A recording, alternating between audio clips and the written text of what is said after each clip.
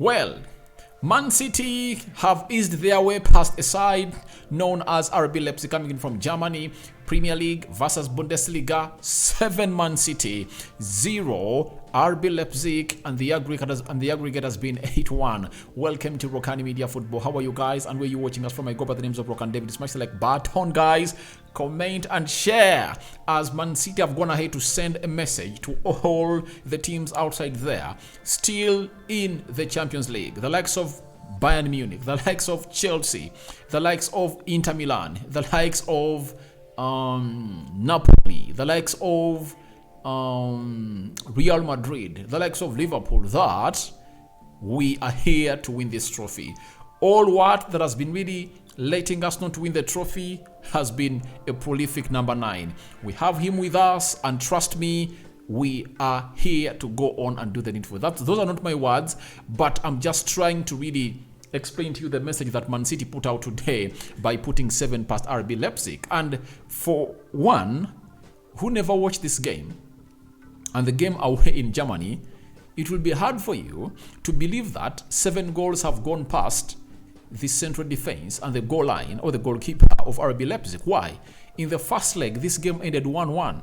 It was a draw, and you would think that maybe when Leipzig come to the Etihad Stadium, even if the worst goes to the worst, they won't go beyond 3 goals. But in the first half only, it had really gone from bad to worse. You get? So, Haaland came in through and scored 5, and we've been told by Opta Joe that Haaland is the 3rd player to score 5 goals in a single UEFA Champions League game after Luis Adriano in October 2014. It was Shakhtar Donetsk versus Bate Borisov. That means he had not even crossed from Shakhtar Donetsk to come in and play for Inter Milan. Then Lionel Messi in March 2012, Barcelona versus Bayern Leverkusen. So it shows you that Haaland is now in that galaxy of those 3 players that have gone ahead to score 5 goals in a single game in a Champions League game. And how did these goals come in through? Let me tell you in which minute and how they came in through.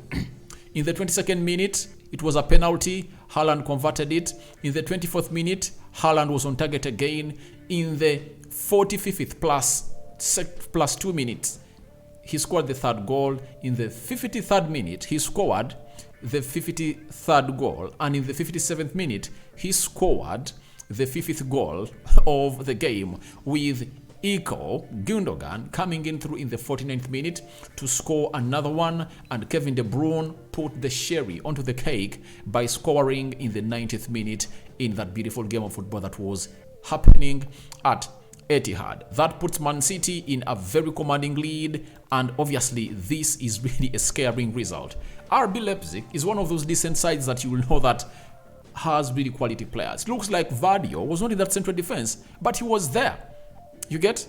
All their players never came to life, but Man City looks like they are really fired up. They are really fired up, and they've pressed that button of really not going down the 3rd gear. They want to be in the 3rd gear until the end of the season to put pressure onto Arsenal, win the Champions League, and also go ahead and really fight for the FA Cup. Remember, on Sunday, they are playing into the FA Cup. Let's go to how the stats were, especially for the game, and see what really happened in that game.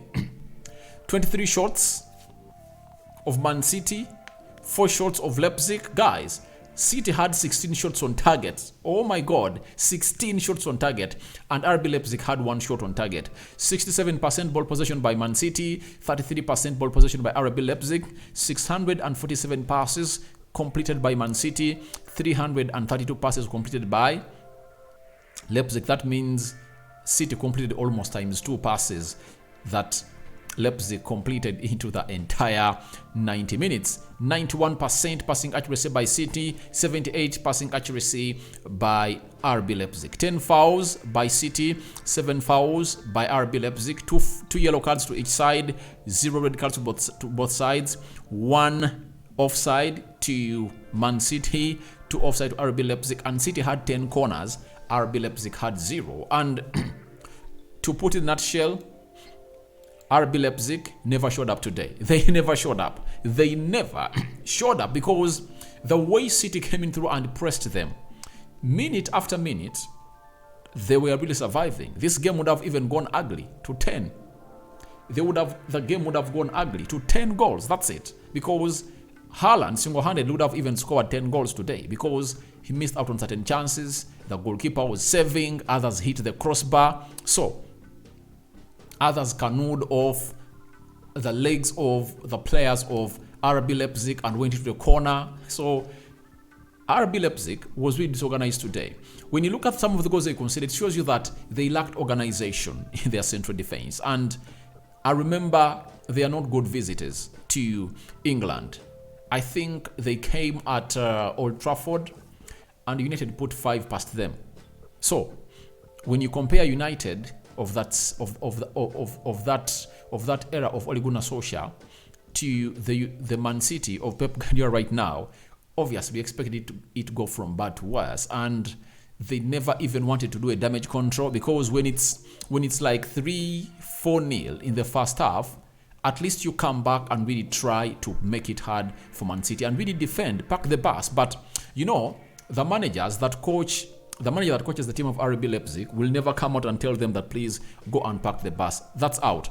The managers believe in total football, and however much the damage is so much, they won't say that please let's control the damage. Rose couldn't go on for that and said, all right, let's see how everything is going to go ahead and really pan out. But obviously, at the end of it all, he's going to go back to Germany being the shame of the week. 7 past him. Oh, that's a lot.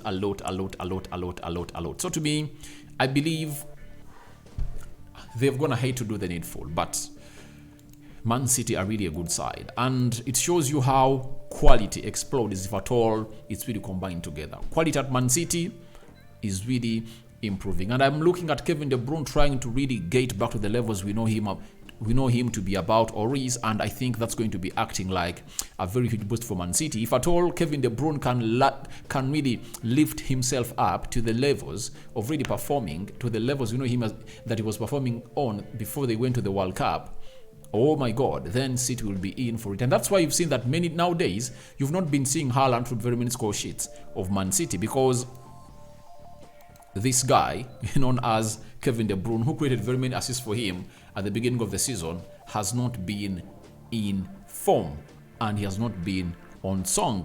Now, Erling Haaland versus RB Leipzig, he played 63 minutes. He had 30 touches, 5 goals, 8 shots out of 8 on target, 1 key pass, 2 out of 2 successful dribbles, 3 out of 3 LDOs won, 10 SOFA score rating. So SOFA score is giving him a rating of 10 out of 10. And obviously, what score or what rating can you give to a player who's going to hate to put 5 goals past the opponent with 8 shots on target? So I think he deserves a 10 out of 10. The display that will go down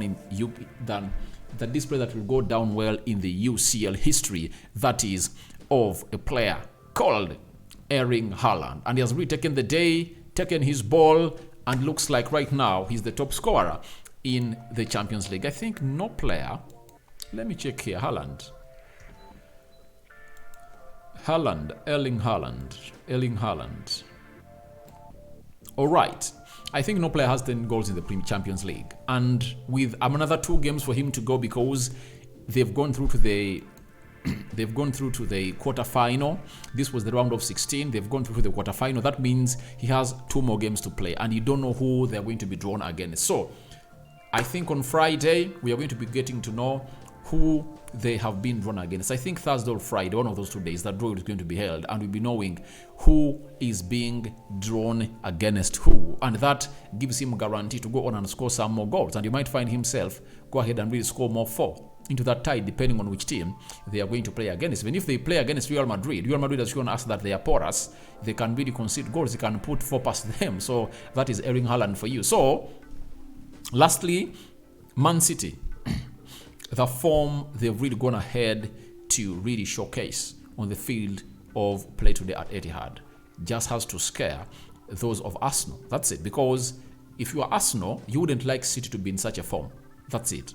Because if they really elevate to the third gear or fourth gear, this is what they're going to be doing against their enemies. Because even when they're playing teams like Crystal Palace and they really make it hard for them at the back, at least they'll find a penalty to go through, you know.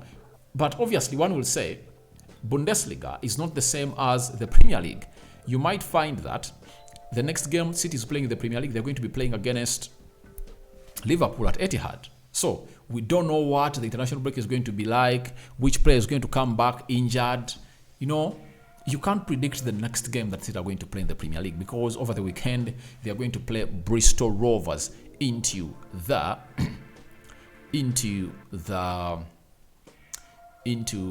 FA Cup, and I think they are going to go through. So your thoughts onto Man City versus RB Leipzig are welcome in the comment section below. 7 Man City, 0 RB Leipzig. It has been a one-man show of Erling Haaland that has really gone ahead to mastermind this, and it's a massacre from the Norwegian, making a record, joining Lionel Messi and Adriano Leite, becoming the third player to score 5 goals in one Champions League match. Rokani David remains my name. I sign out for now. See you later. City are through, and the other game has ended 0-0. That means Inter Milan is also through to the next round of the quarterfinals of the UEFA Champions League. On Thursday, tomorrow, there is Liverpool versus Real Madrid.